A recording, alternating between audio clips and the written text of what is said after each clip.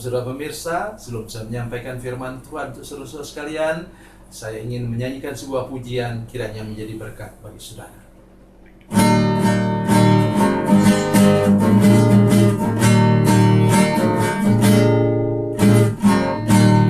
Terdengar sayup-sayup senandung merdu, angin pagi di pantai sejuk dan segar. Teringat kembali saat ku dipanggil Yesus, firman-Nya, mari ikutlah aku. Galilea, Galilea, ku tinggalkan semuanya yang ku kasihi dulu. Ku berpaling segera dan menjadi murid-Nya. Ku ikut Dia, Yesus Tuhan.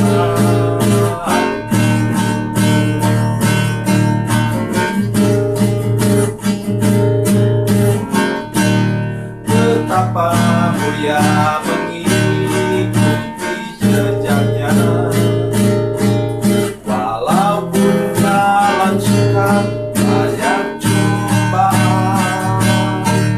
Bila hatiku bimbang ataupun kesepian, firman-Nya, aku yang besertamu.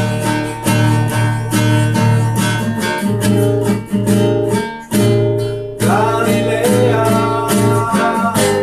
Galilea, ku tinggalkan semuanya yang ku kasihi dulu. Ku berpaling segera dan menjadi murid-Nya. Ku ikut Dia, Yesus Tuhan.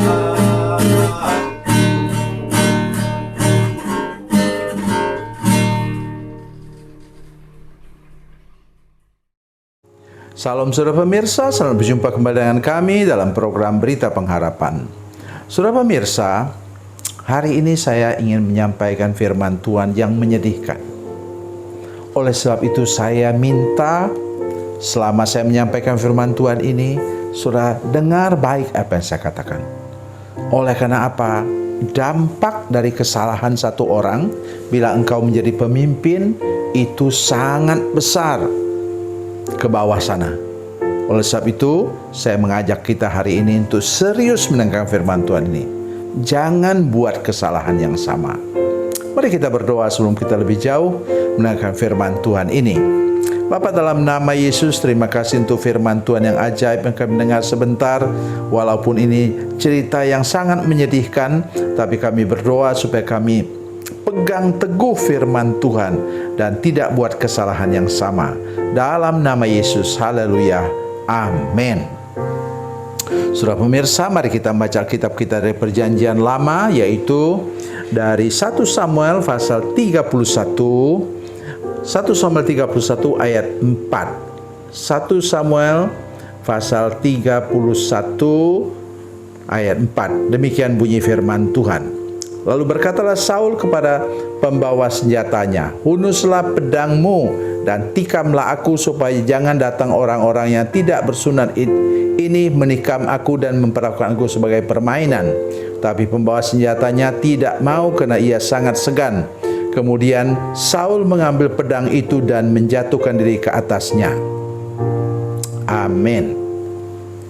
Ya, saya mengatakan tadi, kalau baca ini saya merasa sedih sekali, bukan saja sedih. Siapakah Saul ini? Dia raja Israel yang pertama. Ya. Katanya orangnya ganteng, lebih tinggi daripada pemuda-pemuda sebayanya, luar biasa. Dan yang mengurapi dia adalah Nabi Samuel. Apa yang kurang? Tapi kemudian Kesalahannya terbesar ialah dia cemburu hanya gara-gara nyanyian atau pantun dari emak-emak, ibu-ibu. Ya. Mereka bilang apa? Saul mengalahkan beribu-ribu orang, Daud mengalahkan berlaksa-laksa. Laksa itu apa? Berpuluh-puluh ribu orang. Saudara pemirsa, saya mengajak kita semua sekarang untuk mulai menyadari sungguh-sungguh. Mari jaga track record kita. Jangan mau, dengar baik-baik. Jangan mau dititipi iblis apa? Iri hati, dengki, dan cemburu. Jangan mau dititipi iblis apa? Akar pahit, luka batin, dan dendam. Nah, catat itu baik-baik, saudara sekalian. Kalau iblis mulai tawarkan itu, ya, tolak dalam nama Yesus, tengking dalam nama Yesus. Iblis mau menghancurkan hidup saudara sekalian. Lihat aja Saul. Selama 13 tahun loh dia menguber-uber menantu kandungnya sendiri, coba saudara bayangkan, yang selalu membela dia. Bahkan ketika dia sudah diuber-uber, dikejar-kejar oleh mertuanya sendiri, kalau dia mendengar ada satu bagian tempat di mana orang Israel diserang oleh orang Filistin, maka dia langsung ke sana. Ya, mengalahkan orang Filistin itu. Sesudah dia mengalahkan orang Filistin itu apa? Datanglah Saul mau menangkap dia. Coba saudara bayangkanlah. Saya tidak mampu membayangkannya. Dan akibat ini saudara sekalian, akibatnya berantai. Saudara perhatikan baik-baik. Pengawalnya kemudian ketika pembawa senjatanya melihat bahwa Saul telah mati, ia pun menjatuhkan dirinya ke atas pedangnya lalu mati bersama-sama dengan Saul. Kemudian apa? Ayat 6. Jadi Saul, ketiga anaknya, pembawa senjatanya dan seluruh tentara sama-sama mati pada hari itu. Aduh. Jadi efeknya berantai. Hati-hati saudara sekalian. Kalau ada saudara punya perasaan-perasaan mau putus asa, mau bunuh diri, itu harus cepat dilepaskan. Tolong saudara-saudara sekalian cepat datang kepada pendeta saudara. Minta dilepaskan. Karena ini berantai kan? Coba saudara lihat. Setelah Saul bunuh diri, pengawalnya tadi bunuh diri juga, ajudannya bunuh diri, dan selain itu juga anak-anaknya terbunuh semuanya. Saya tidak bisa bayangkan. Ya. Kemudian orang Israel lari dari tempat mereka. Ini yang saya katakan berantai tadi. Lari mereka dari daerah mereka. Kemudian daerah mereka diduduki oleh musuh. Jadi jangan kita pikir ya udahlah, ya saya mati sendiri. Ada orang kan kalau mau bunuh diri dia bilang gitu, ya saya tidak mampu lagi pikul beban ini, biarlah saya mati supaya jangan anak istri saya mengalami kesulitan. Malah dia bikin kesulitan yang lebih besar lagi. Lihat di sini. Kemudian ajudan, anak-anaknya yang saya paling kasihan ialah Yonatan. Ya, kenapa? Yonatan itu sahabatnya Daud, tapi harus ikut bapaknya. Dan kemudian sampailah kepada peristiwa yang luar biasa ini, di mana mereka semua dikalahkan. Coba saudara lihat, mempermalukan betul. Ayat 8. Keesokan harinya orang Filistin datang merampasi orang-orang yang mati terbunuh itu. Didapati mereka Saul dan ketiga anaknya bergelimpangan di pegunungan Gilboa. Mereka memancung kepala Saul, merampas senjatanya, menyuruh orang berkeliling di negeri orang Filistin untuk menyampaikan kabar itu di kuil berhala dan kepada rakyat. Kemudian mereka menaruh senjata-senjata Saul di kuil Astoret dan mayatnya dipakukan mereka di tembok kota Bet-Sean. Saya bergidik membayangkannya. betul-betul mempermalukan Tuhan, bukan mempermuliakan Tuhan. Jadi sampai sudah mati pun dia masih mempermalukan Tuhan. Itu sebabnya pesan saya tadi, jaga rekam jejak kita. Jangan beri kesempatan kepada iblis untuk iri hati, dengki, dan cemburu. Tolaklah nama Yesus, pengkinglah nama Yesus. Jangan beri kesempatan kepada iblis untuk menitipkan akar pahit, luka batin, dan dendam. Itu hanya akan merusak hidup kita dan merusak hidup orang lain yang berada di sekitar kita.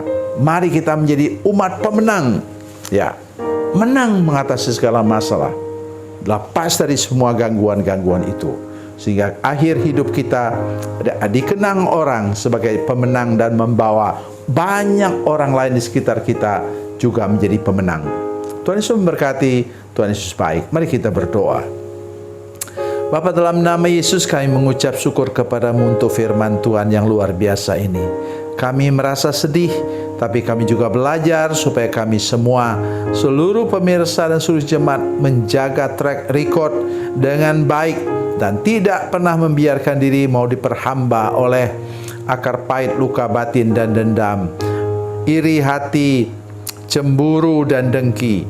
Lepaskan kami semua Tuhan yang sudah menyaksikan program ini. Buat kami jadi umat pemenang bersama-sama dengan Tuhan.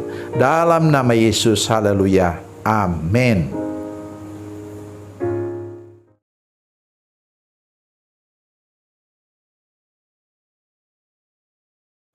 Salam saudara pemirsa, mengakhiri program ini saya mohon kepada saudara-saudara pemirsa sekalian untuk bila saudara menyaksikan program ini melalui channel YouTube, maka tekan subscribe dan bunyikan lonceng.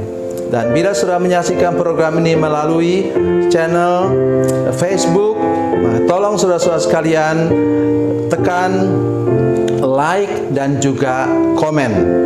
Dan demikian pula bila sudah menyaksikan program Makan Bergizi hari ini yang tertulis, maka tekan yang sama juga, tekan like dan tekan komen. Dan tolong saudara-saudara sekalian untuk membagikan program ini, share program ini di channel saudara-saudara sekalian, supaya lebih banyak lagi orang diberkati melalui program ini. Tuhan Yesus memberkati, Tuhan Yesus baik.